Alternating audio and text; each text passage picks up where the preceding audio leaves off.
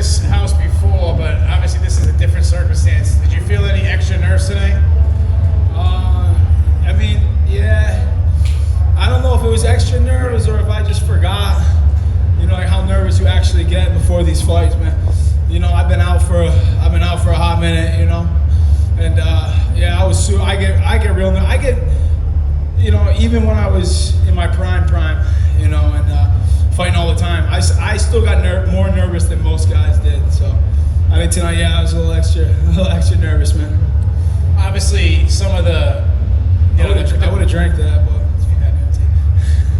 So the crowd was as loud as a crowd I've ever heard. Now, obviously, some of that has to do being in the hometown, but I think a lot of it has to do is people love a comeback story, and I mean, you truly have an amazing story. Thank you. I think you inspire a lot of people. Talk about that. I mean, tell the message of what you want to tell people that struggled like you.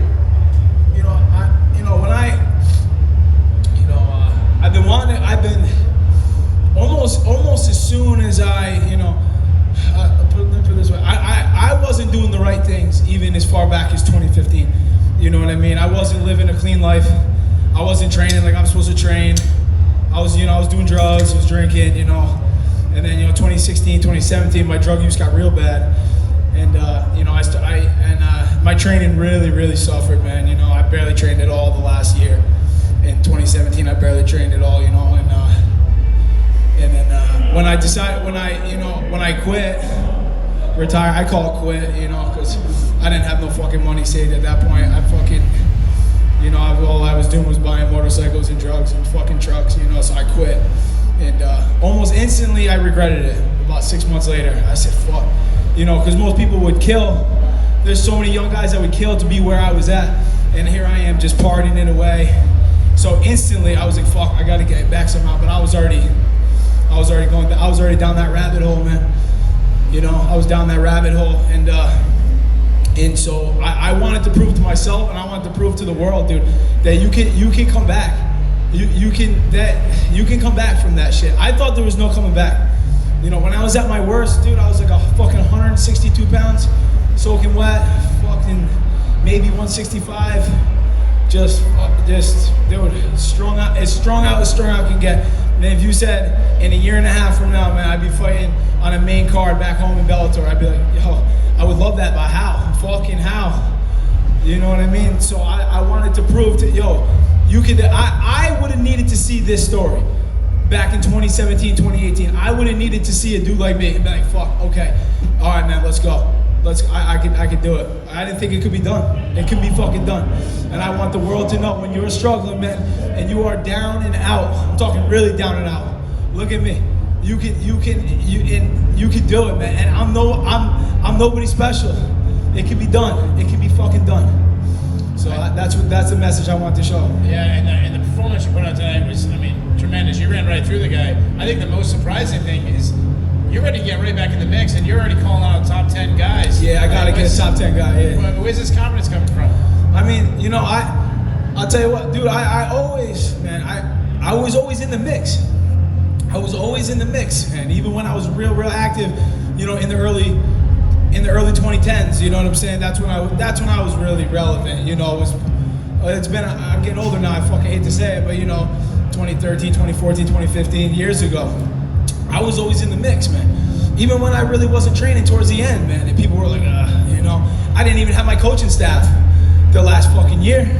My coach over there, I didn't even have him in my corner, dude, the last couple fights, because no one, dude, and I pushed everyone away. But I was in the mix even when I wasn't living right and when I wasn't training, dude. And now that I'm really training, I'm really serious, man, I'll be back in the mix. Nobody can walk through me.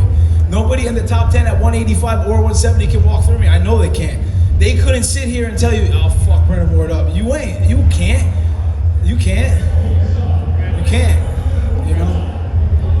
So. Brennan, congrats on the win, man. When we chatted a few months ago, you told me that, and you kind of touched on it there, that you had felt guilty about not living up to your potential when you were competing. Do you feel like you found a little bit of that person tonight? Like maybe the very tip, because anybody could just come and fucking pop back in. I gotta come back and stay back here. You know what I'm saying? Like the dude I fought, that's you know a tough guy, a 500 record. You know what I'm saying? Yeah, he's a jack, tough mofo. I get it. Probably fuck a lot of dudes up in the street, absolutely. But you know, the test will be when you give me a top dude. Give me a top dude, and I'll show you what I can do. I'll show you what I can do.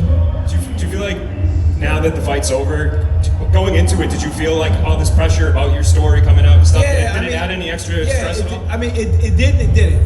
You know what I'm saying? It did and it didn't. Just for me to get back here, just for me to be back here, like physically and mentally able to come fight was a win for me, dude. That was a win. Just to come, dude, you know, I do hard fucking drugs, bro. I was like a real fucking drug addict, dude. Not like a, we're at the party at the weekend, let's do some coke at fucking Larry's house. Like, no, dude. Like, I was an all day, every day, 24 hours a day fucking opiate user, dude, for fucking years. You know what I'm saying? So to get back here was a win. And then to get a win is obviously even better. And, you know, so yeah, I felt the pressure because this fucking house is packed. You know what I'm saying? So. And I guess, you know, Keith just talked about how you kind of made a statement to the division, some of the top 10, being a gatekeeper. Yeah. But I'm not even sure what your future is contractually. Do you hope to stay here with Bellator? Or? I mean, yo, I signed a one-fight deal, man. I signed a one-fight deal. And I don't blame Bellator. Dude, do you know how many fights I pulled out of in the last fucking 3-4 years for these guys? Just as many fights I pulled out of as many years as I was away. All right? And, you know, this ain't the only organization that I wanted to fight for and got fucking pulled out of fights, dude. I was as unreliable could be. For them to even roll the dice on me again, dude, like, oh man, like, I was blacklisted from this promotion for a while. A lot of people don't fucking know that. I was blacklisted by people at the top. You know what I'm saying? And Scott Coker was like, yo, fucking let's give this dude another shot. Jane said, all right, let's fucking match him up. Is this dude gonna show up? Who knows if I was gonna show up or not? You know what I mean? Dude, my medicals were kind of getting in. I got shit. You know, they weren't promoting the fight. For a while. Because who knows if this dude's gonna show up? I backed out of so many fights over the last couple of years. Like last minute too, you know. I'm probably reminding them of shit though. You know what I mean? I'm probably bringing up some bad memories, but it is what it is. You know what I mean? What? So, I don't know, man. I signed I am not under contract with anybody right now. You know what I mean? So. Thanks, man. Yep. Hey, Brennan, listen, congratulations on an amazing comeback. Over the week, you know, MMA Junkies Nolan King released a great story, you know, capturing your moment from your journey to coming back to the cage. But tell me, how close were the demons, you know, obviously you fought them, you came back, like, but how close were the demons from taking away this moment from you?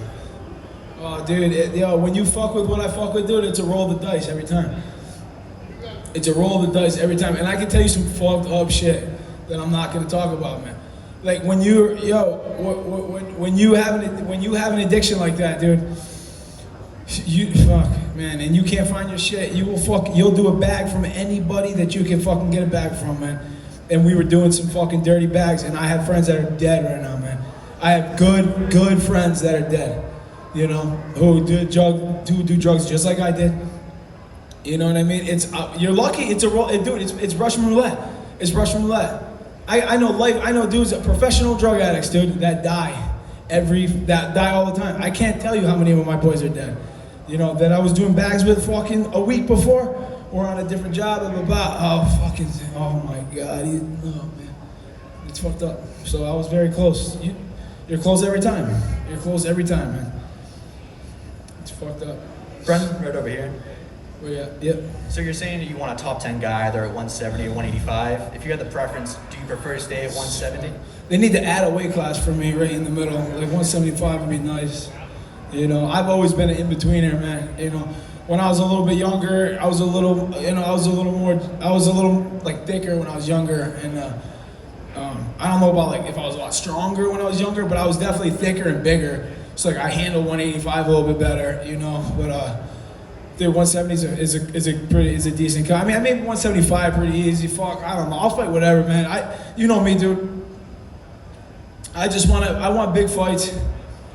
I don't go the fucking distance. Put me in there with another fucking gunfighter. Let's put on a fucking show. I'm never not gonna put on a show, ever. I don't do the glorified. It was hard. I heard my coach out there yelling, be patient, faint. Be patient, faint. I fucking can't be patient, dude. I want to because that's the dog in me. I'm a fucking dog out there. Give me another dog, you know. Let's put on a show. This is a fucking entertainment industry. If you guys didn't know that, you know, we're fighting, we're pro athletes, but we're fucking entertainers. You know what I'm saying? So I would want to. I'll fight anybody who wants to fucking bang. I don't want someone who's gonna try to go to the ground and fucking lay around and be a little bitch. You know what I'm saying? I want a dog. Give me a dog fight. I'm a dog. And speaking of middleweights, next week we got Gegard Mousasi defending his title against. Fucking dude's too big, but he's fucking just big as hell. I mean, I'll fight him obviously, but he's fucking big. You know what I'm saying? And he's nasty as fuck. He's mad good. And he's mad big. All right, thanks, Brennan. Yeah. Right over here. Yeah. So, I mean, your story is incredible, and everybody's really gravitating towards that story. But let's talk about a few minutes right after your fight, and you embraced a couple people right outside of the cage. Who were those people, and how did it feel to have that moment with them? Yeah, that man you're talking about is one of the most important people in my adult life, man. And we kind of went our separate ways. You know, the last time I got out of rehab, that's who I lived with out of rehab. When my family wouldn't take me back, you know, that's who I lived with. That's who I lived with. That was my guy. He has never missed a fight. He's traveled with me to every single fight, and that's who I went to live with after rehab. When my family wouldn't let me home, and we got into we're two alpha males. We got into a fight. I left his house. I wasn't going I wasn't kind of doing the things he was doing, the things he was telling me to do. I didn't do, and I haven't talked to him since. And I almost drove to his house today on my way here because I fucking needed him. I need that man in my life. And when I saw him outside the cage, I cried. Brandon, you know, I saw Brandon, you know, and there he is. He's right there right now. That's the man you're talking about. That's the man that we're talking about right there. You know. So, That's awesome. yeah. So not only was that emotional, but to be back in the cage and to show how advanced your striking has become, who do you attribute that to, and where is your home now? First training. You know, we're from New England, man. It's a real small MMA community, you know. And my coach, you know, Greg Rubello, man, there's really no other coaches like him, you know, that I've ever met, you know, he's had more fights than anyone that you or I have ever fucking fought or gone against, you know what I'm saying? And he's been around, he's trained the who's who. He's trained the who's who of New England fighters, and this dude don't want no credit for fucking nothing. You know what I'm saying? And a lot of fucking guys want him to train them.